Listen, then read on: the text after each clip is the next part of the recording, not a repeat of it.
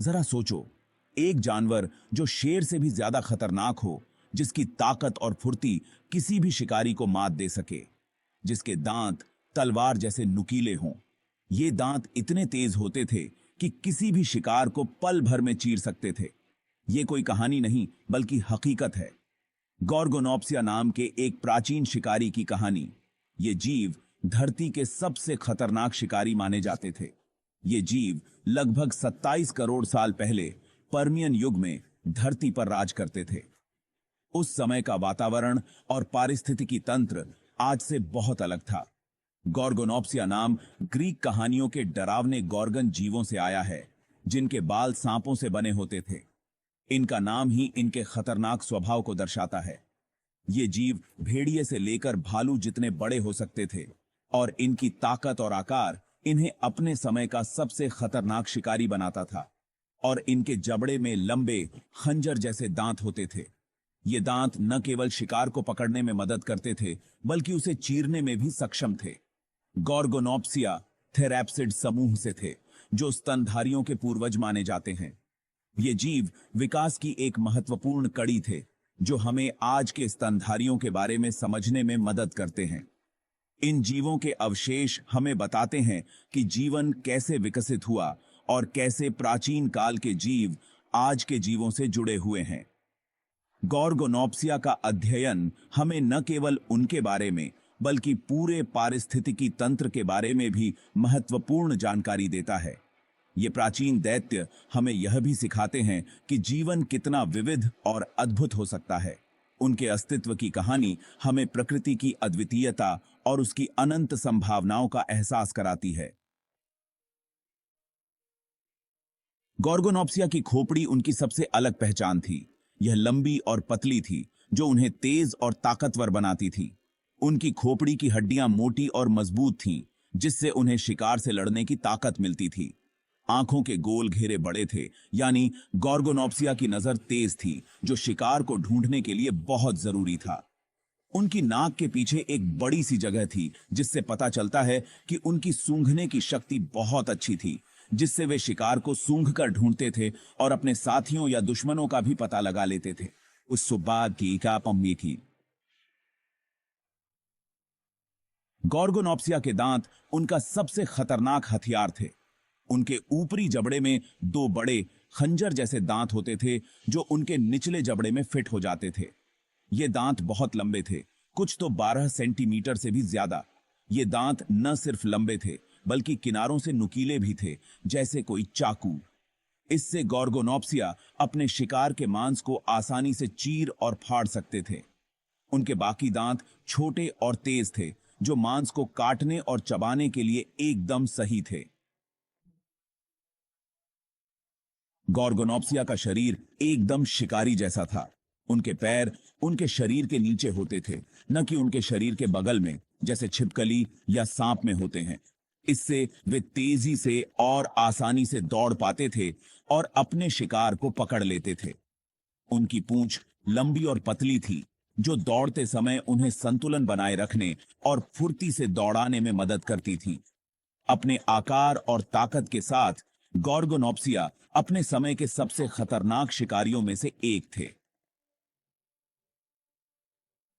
Section 5, वर्गीकरण और विकास जीवन के पेड़ पर जगह। गॉर्गोनॉप्सिया थेरैप्सिड नामक एक बड़े समूह से संबंधित थे, जो सरीसृप और स्तनधारियों के बीच की कड़ी थे।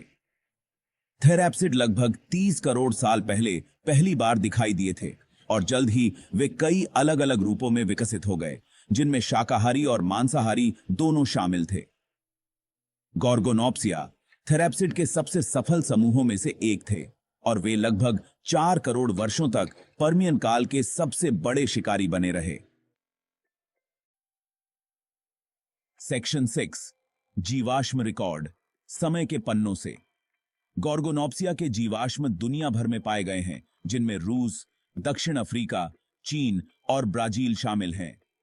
इन जीवाश्मों ने वैज्ञानिकों को इन प्राचीन शिकारियों के शरीर, व्यवहार और विकास के बारे में बहुत कुछ जानने में मदद की है। कुछ सबसे बेहतरीन गॉर्गोनॉप्सिया जीवाश्म दक्षिण अफ्रीका के कारू क्षेत्र में मिले हैं, जहां इन जानवरों की हड्डियां बहुत बड़ी संख्या में और अच्छी स्थिति में मिली हैं। सेक्शन 7, पैलेओबायोलॉजी, एक प्राचीन जीवन शैली को समझना।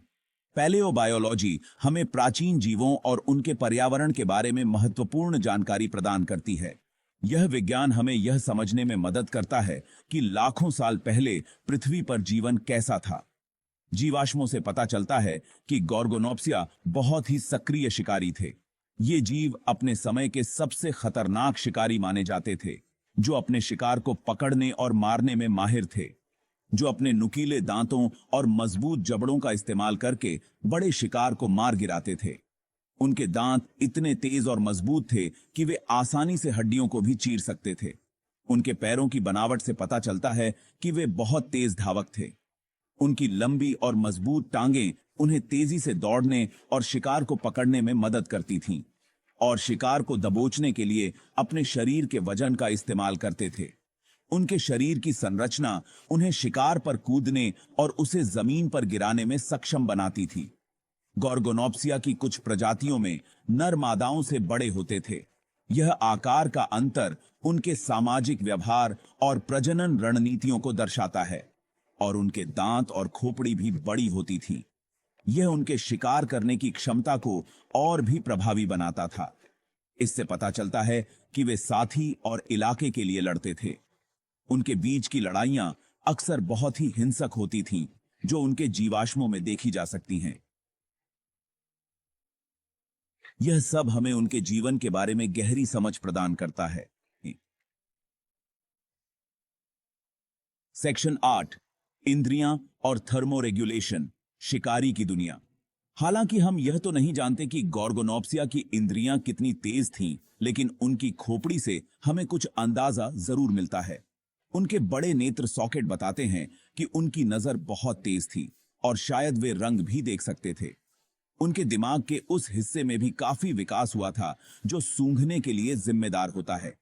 इनको एक बात देते सीखिए, जिससे पता चलता है कि शिकार को ट्रैक करने और साथी को खोजने के लिए सूंघना बहुत जरूरी था कि खाशम को सीख है। सेक्शन 9, पेलियो एनवायरनमेंट, एक बदलता संसार। गॉर्गोनॉप्सिया उस समय में रहते थे जब हमारी धरती बहुत अलग थी। पर्मियन काल के दौरान सभी महाद्वीप पैंजिया नाम के एक महाद्वीप में जुड़े हुए थे, और उस समय की जलवायु आज की तुलना में बहुत ज्यादा शुष्क थी। गॉर्गोनॉप्सिया एक ऐसे विविध पारिस्थितिकी तंत्र में रहते थे जिसमें डायनासोर के पूर्वज जैसे अन्य सरीसृप और साथ ही कई प्रकार के कीड़े मकोड़े और पेड़ पौधे भी शामिल थे। सेक्शन 10, विलुप्ति, एक युग का अंत। लगभग 25 करोड़ साल पहले पर्मियन काल के अंत में पृथ्वी के इतिहास की सबसे बड़ी विलुप्ति हुई, जिसे महान मरण कहा जाता है। यह घटना इतनी विनाशकारी थी कि इसने पृथ्वी के पारिस्थितिकी तंत्र को पूरी तरह से बदल दिया। इस घटना ने समुद्र और जमीन पर रहने वाले लगभग 96% जीवों को खत्म कर दिया, जिसमें समुद्री जीवों की कई प्रजातियां और स्थलीय जीव शामिल थे। समुद्र की गहराइयों से लेकर धरती की ऊपरी सतह तक हर जगह जीवन का अंत हो गया। इस विलुप्ति में गॉर्गोनॉप्सिया भी शामिल थे, जो उस समय के प्रमुख शिकारी थे। गॉर्गोनॉप्सिया का विलुप्त होना पृथ्वी पर जीवन के इतिहास की एक महत्वपूर्ण घटना थी। इस विलुप्ति का असली कारण अभी भी वैज्ञानिकों के बीच चर्चा का विषय है। कई सिद्धांत प्रस्तुत किए गए हैं, लेकिन कोई भी पूरी तरह से साबित नहीं हो सका है। वैज्ञानिकों का मानना है कि इस घटना के पीछे कई कारक हो सकते हैं, लेकिन ऐसा माना जाता है कि यह ज्वालामुखी विस्फोट, जलवायु परिवर्तन और शायद किसी उल्कापिंड के टकराव के कारण हुआ होगा। सुदूर साइबेरिया में विशाल ज्वालामुखी विस्फोटों ने वातावरण में भारी मात्रा में गैसें और राख छोड़ी, जिससे जलवायु में भारी परिवर्तन हुए। गॉर्गोनॉप्सिया का विलुप्त होना पृथ्वी पर जीवन के इतिहास की एक महत्वपूर्ण घटना थी, जिसने पारिस्थितिकी तंत्र में एक खाली जगह छोड़ दी, जहां बाद में डायनासोर का राज स्थापित हुआ। इस खाली जगह ने नए जीवों के विकास के लिए अवसर प्रदान किए। इस विलुप्ति के बाद पृथ्वी के पारिस्थितिकी तंत्र में बड़े बदलाव आए। नए जीवों ने उन खाली स्थानों को भरना शुरू किया और धीरे धीरे डायनासोर ने पृथ्वी पर अपना प्रभुत्व स्थापित किया।